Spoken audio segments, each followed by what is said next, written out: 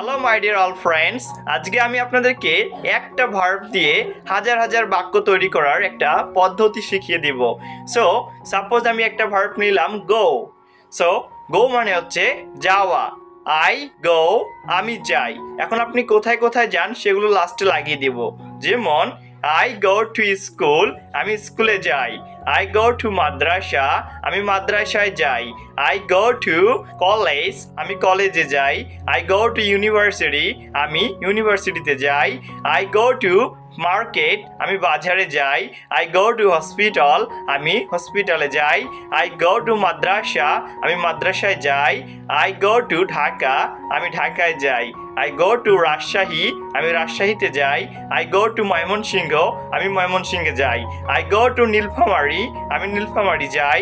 I go to Sylhet, আমি সিলেটে যাই। এভাবে আপনি হাজার হাজার হাজার বাক্য তৈরি করতে পারবেন। কিন্তু আপনি ইংরেজি শিখতে পারেন না একটা কারণেই, আমি যে আপনাকে শেখাচ্ছি সেটা আপনি প্র্যাকটিস করেন না।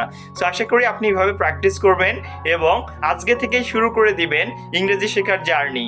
এবং প্রতিদিন যদি এরকম ভিডিও পেতে চান তাহলে আপনি আমাকে কমেন্ট বক্সে বলতে পারেন।